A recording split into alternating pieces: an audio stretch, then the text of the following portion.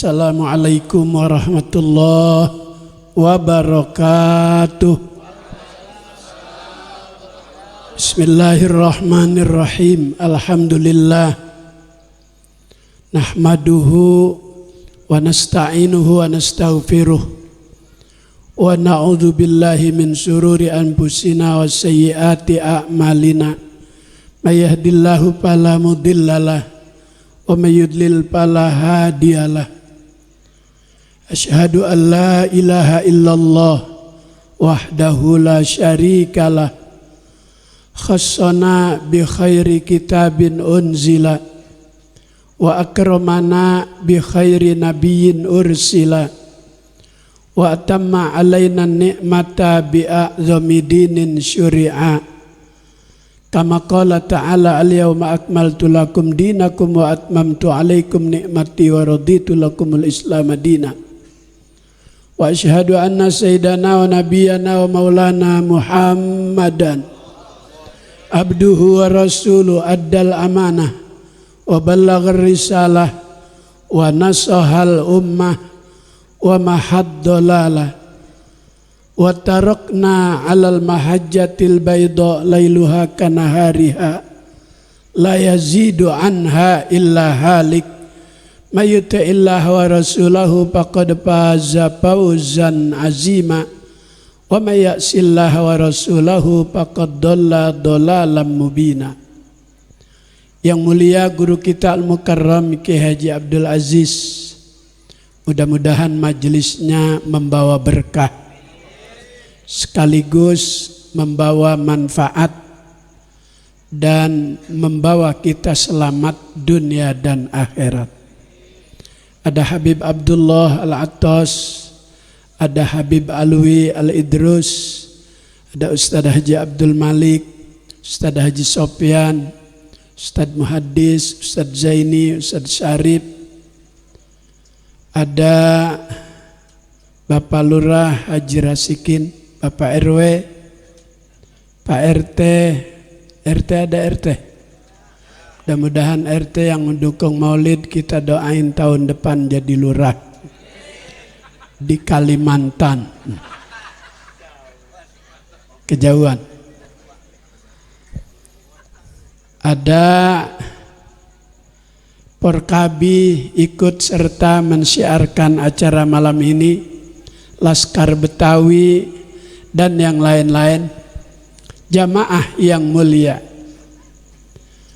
Nabi dakwahnya 23 tahun menembus berbagai macam negara karena ditopang oleh para sahabat dengan karakter yang berbeda-beda. Ada Sayyidina Abu Bakar senior, suka memberikan solusi jika Nabi sedang berhadapan dengan persiapan perang.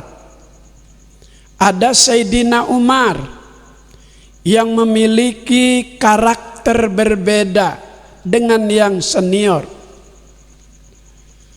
memiliki sifat yang tegas dalam urusan kemungkaran. Ada Sayyidina Utsman yang kuat dalam ekonominya, dimanfaatkan untuk menopang perjuangan Nabi. Ada lagi Sayyidina Ali dan sahabat-sahabat yang lain. 23 tahun Islam terkenal di seluruh dunia. Ini maulid terlaksana berkat dukungan warga sekitar. Tadi terkumpul bantuan 38 juta, 9 juta. Ini orang-orang yang membantu di setiap kegiatan acara keagamaan disebut dermawan. Nabi kita seorang manusia, seorang nabi, seorang rasul yang paling kedermawanan. Yang kedermawanannya enggak ada yang bisa menandingi. wa pisakha ka'annahul bahrud dakhar ya'ti mainan wa ulupan man hadar. Kedermawanan Nabi itu kayak laut. Laut setiap hari ikannya ditangkap oleh nelayan setiap hari 24 jam.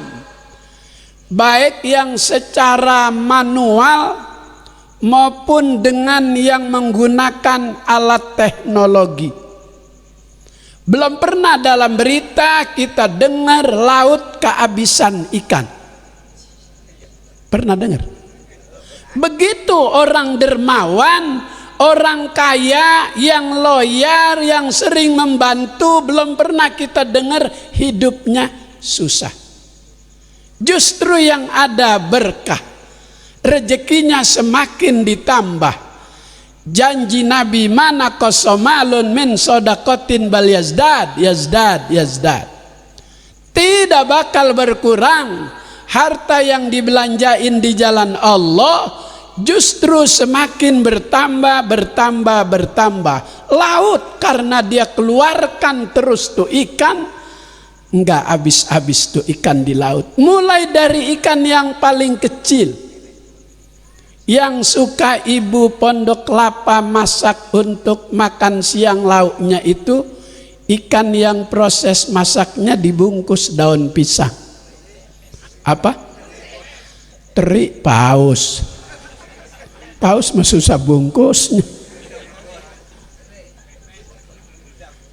Teri itu ada dua jenis, yang agak besar matanya agak gede, itu yang tulangnya ngeres. Kalau yang kecil itu yang tulangnya lunak. Maka jangan pilih-pilih kalau mepes, yang gede sama yang kecil campur, biar tidak terasa ada tulang. Belum pernah di pasar, istri kita pagi berangkat di pasar, belum pernah terjadi kehabisan ikan teri, belum pernah. Ada ikan tembang, ikan selar, ikan kembung, pisang-pisang, layur, tenggiri, tuna.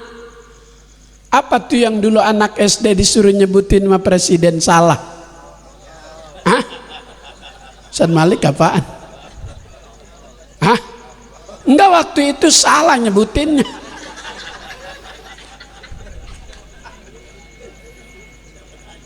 Hah? Kata Ustaz Malik, Presiden Jokowi baik, itu anak salah nyebutin nama ikan, dapat hadiah peda. Itu bakal dikenang oleh anak SD, kebayan Presiden Jokowi. Ketika anak nyebut nama ikan salah, masih dapat sepeda juga. Makanya kemarin Agustus tuh, Joko Chandra koruptor Bank BLBI 12 triliun dapat hadiah dari pemerintah, dapat remisi, dikurangi masa tahanannya. Saking baiknya tuh sama Cina. Giliran Habib Rizik kagak. Adil apa enggak? Jawab yang keras. Adil apa enggak? Kurang keras. Adil apa enggak? Kalau 3 periode bagaimana ini? Udah ada 2 periode aja ya. Alhamdulillah sekarang Maulid udah boleh. Udah level 1. Kemarin peresmian launching kantor Puhab, saya tanya Gub, Jakarta udah level berapa ini? Gub udah nggak pakai masker.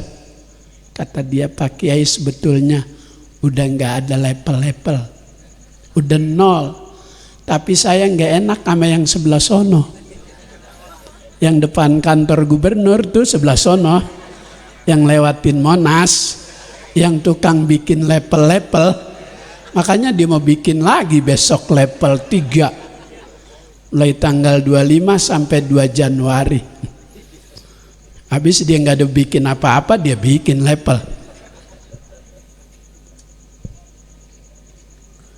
Itu Nabi kedermawanannya seperti laut mengeluarkan ikan, nggak habis-habis.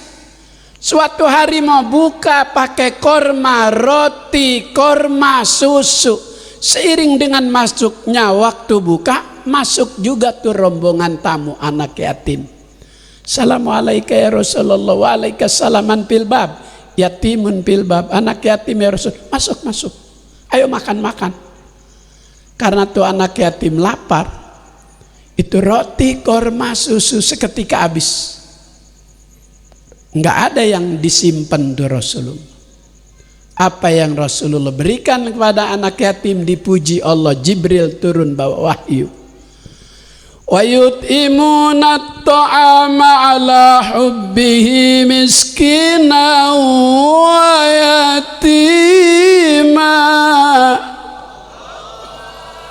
Ya kayaknya udah lapar ini. Bilang Allahnya di sini kok. Di sini dong, di atas.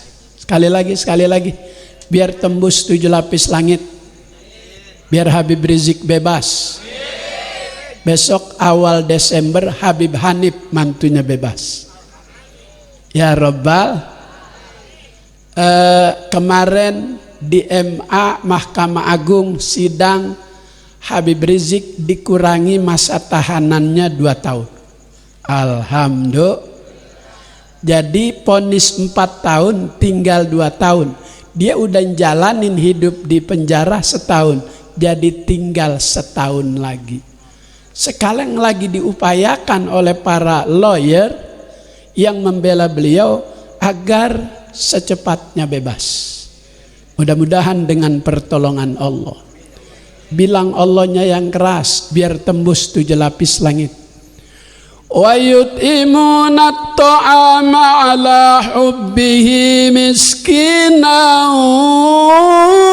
wa yatima.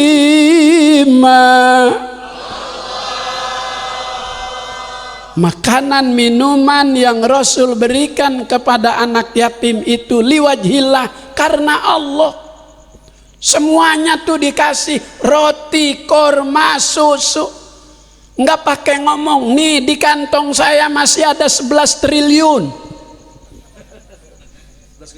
Oh, 11.000 triliun.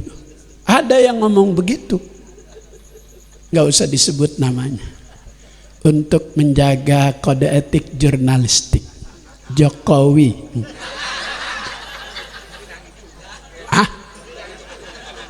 Daripada ntar pulang bingung siapa ya, mendingan saya kasih tahu dapat pahala saya. Ya Allah, tuh Rasulullah semata-mata pemberiannya kepada anak yatim liwajhillah, karena Allah. La nuridu minkum jazaa, Rasul nggak berharap adanya balasan, wala syukuro, juga tidak ada harapan ucapan terima kasih. Pokoknya kalau udah ngasih ya udah, karena Allah Subhanahu. Itu kedermawanan Nabi malam ini ditiru oleh warga Pondok Kelapa dengan support dari Bapak Lurah, support dari Pak RW, dan support para RT. Alhamdulillah. Dermawan itu nama pohon di sorga. As-sakha syajaratun fil jannah. Dermawan itu nama sebuah pohon di sorga. Ghusnuha fid dunya, yang cabangnya ampe ngampleh ke dunia. Para sikin ngampleh ngerti? Hah? Masih. Apa ngampleh apa namanya? Hah? Oh, nyengser. Iya, terima kasih. Ibu yang bilang nyengser tuh, dia nggak mau yang ngampleh.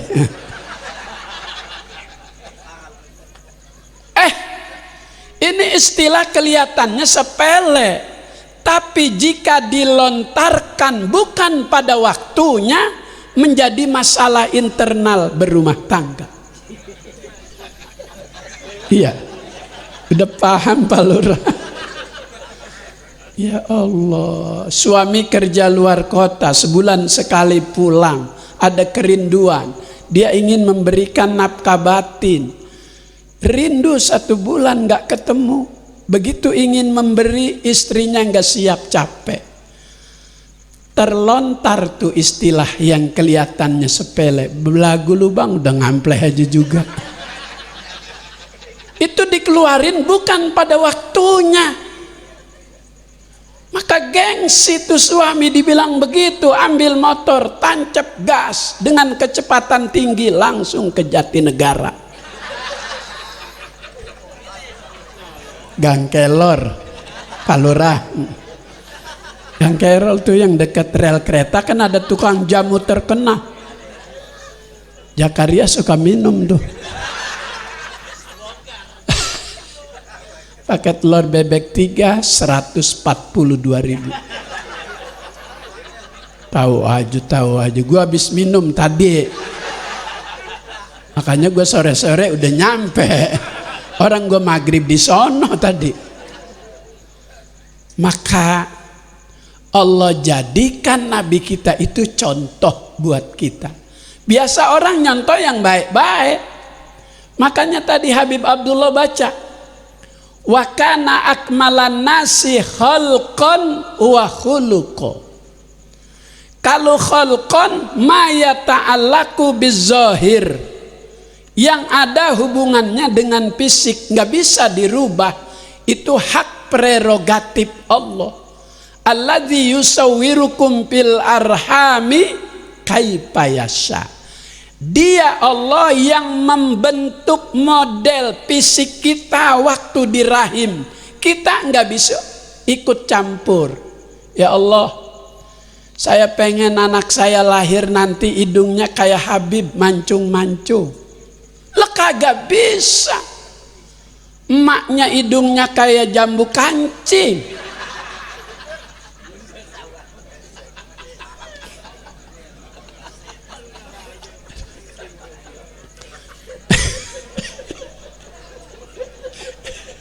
Ya Allah, begini aja ceramahnya ya.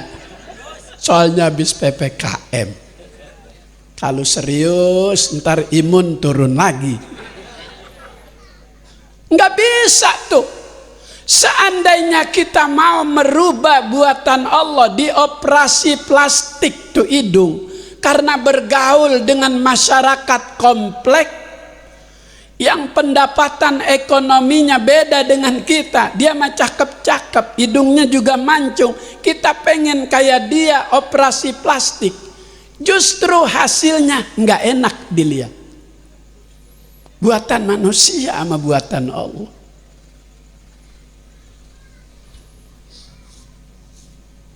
Saya kelamaan apa enggak ini ya?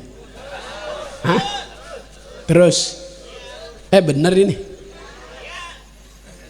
Romana keselamat nyuruh terus. Itu hasil operasi plastik tuh hidung, perawatannya 2 bulan sekali harus disuntik vitamin. Kalau nggak disuntik membengkak, tambah jelek lagi. Nanti kayak yang di kolong jembatan bebas tuh. Ustaz tahu aja. Nggak bisa dirubah kalau fisik, kecuali perputaran waktu yang dapat merubah fisik seorang manusia. Wa man nu'ammirhu nunakkishu fil khalqi afala. Seiring dengan berputarnya waktu, bertambahnya usia, dulu rambut yang hitam, kini tambah warna ada putih.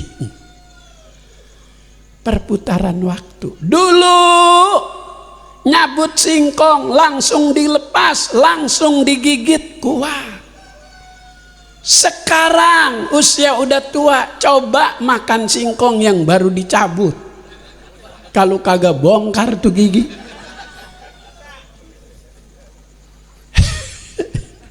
Kalau itu perputaran waktu dapat memutar bentuk fisik kita. Dulu kalau bangun dari duduk langsung diri, langsung jalan. Karena sudah usia, duduk lama, begitu bangun pegangan dulu. kagak langsung jalan. Coba kalau langsung jalan, nyungsep. Itu bukan manusia yang punya mau, itu perputaran waktu. Kalau fisik nggak bisa dirubah oleh manusia. Tapi khalqan wa khuluqa. Kalau wa khuluqa ma yata'allaqu bil batin, yang ada hubungannya dengan hati, maka karakter manusia bisa dirubah tuh. Bila ia bergaul dengan orang baik, bila ia dekat dengan orang baik. Karakter Sayyidina Umar yang temperamen, yang cepat marah, kalau udah marah sulit untuk dikontrol. Tapi karena dia sehari-hari melihat perilaku kehidupan Rasulullah saat menyampaikan dakwah, dilempari batu, jika itu urusan pribadi Rasul tidak marah. Sampai Jibril menawarkan Muhammad, bagaimana kalau Jabal Thaib ini aku lempari kepada mereka yang telah melempari kamu. Jangan Jibril. Dia nggak tahu kalau aku bakal membawa dia ke jalan keselamatan dunia akhirat. Kalau aku tidak bisa meyakini orang tuanya, aku tidak pesimis, masih ada harapan anak, cucu, dan keturunannya. Itu Nabi. Kalau masalah pribadi dia nggak tonjolkan sifat amarahnya. Tapi kalau urusan agama, dia yang paling dulu marah. Ketika 70 orang yang menjadi delegasi untuk ke sebuah daerah, karena daerah itu masih sedikit jumlah pemeluk agama Islam, benci sama Islam. Ketuhanan yang Maha Esa diganti sama apa? Ya pokoknya diganti-ganti dah. Itu utusan Rasulullah 70 orang apal Quran, pinter, akan menyebarkan agama di daerah itu, dibunuh 70 orang. Maka Rasulullah pertama tampil paling marah, suruh perangi itu daerah yang telah membunuh 70 delegasi dari Nabi. Maka jam berapa ya? Maka kalau batin itu bisa dirubah, kalau fisik nggak bisa dirubah. Maka itu sahabat-sahabat pada berubah tuh sifatnya. Abu Bakar berubah sifatnya, Sayyidina Umar berubah sifatnya. Yang semua sahabat itu dipuji oleh Nabi. Ashabi kan nujum, sahabat-sahabatku itu laksana bintang. Ihtadaitum iktadaitum. Kehidupan mereka menjadi inspirasi buat orang-orang yang dapat membaca perjalanan hidup para sahabat. Pengen kayak dia, pengen kayak dia, pengen kayak dia. Maka Allah jadikan Nabi buat kita contoh. Laqad kana lakum fi Rasulillahi uswatun.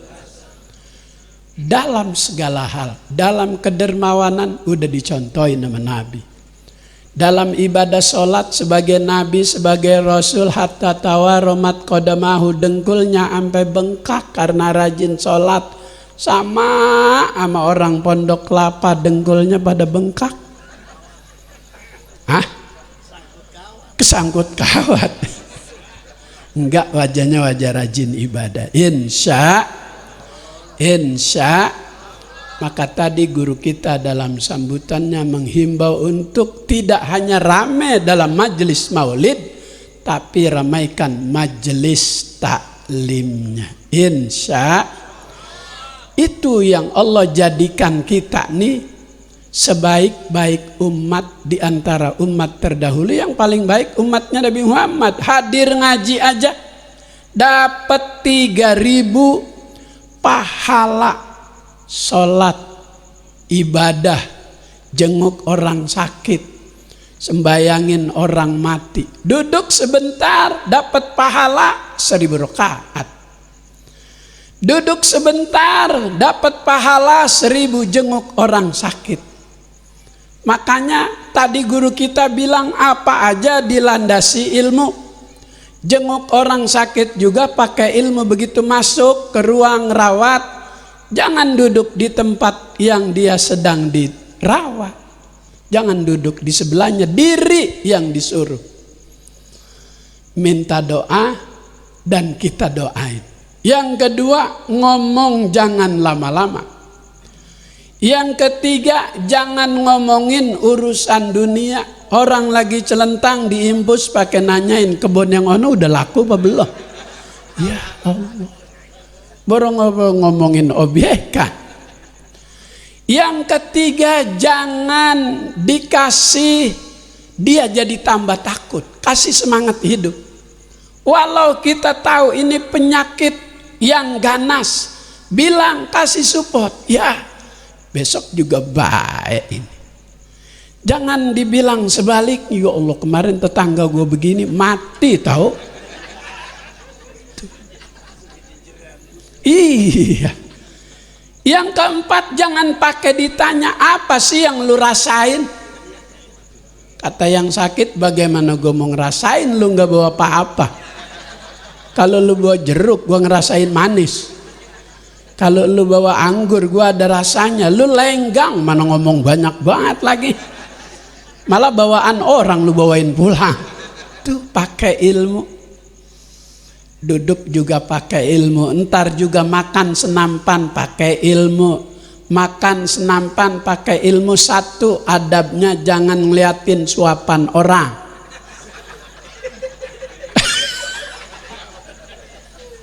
Lah ilah lu suapan lu emang lu doang lapar. Satu. Yang kedua, tangan jangan ngayap ke tempat suapan orang. Udah situ aja coker-coker. Pekedel orang ditarik, ayam orang ditarik.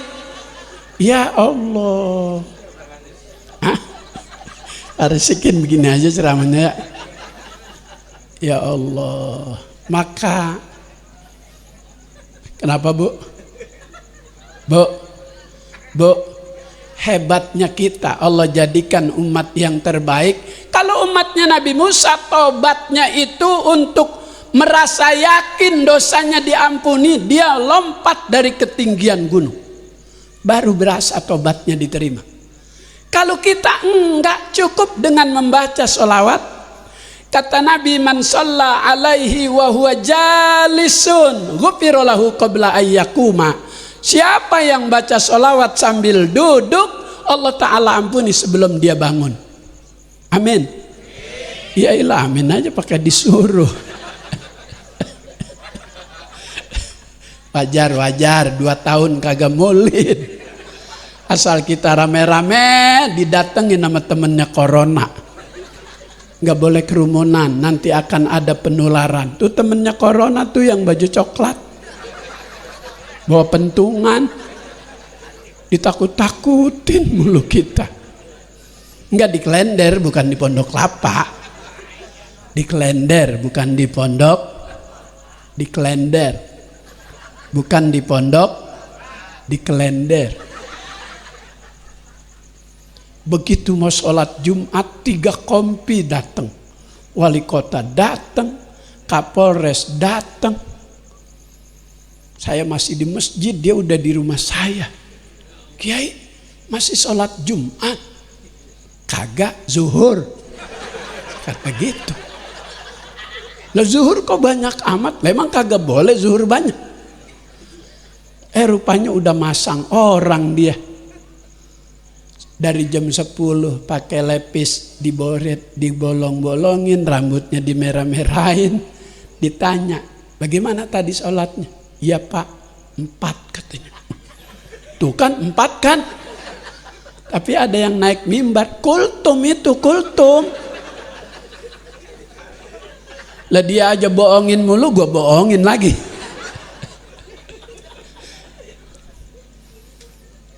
Akhirnya Pulang tuh Pak Wali Kota, Pak Kapolres, udah jangan lama-lama bikin orang jadi pada tambah takut. Orang lagi takut sama corona, Bapak datang bawa senjata lengkap lagi, udah pulang. Alhamdulillah. Tuh, sekarang udah level 1, sekarang udah boleh maulid. Warga hajatan udah boleh pasang janur. Kenal janur? Janur jadi tambah manis. Banyak di kampung Raden. Insya Allah Gubernur Anies jadi presiden. Wassalamualaikum warahmatullahi wabarakatuh.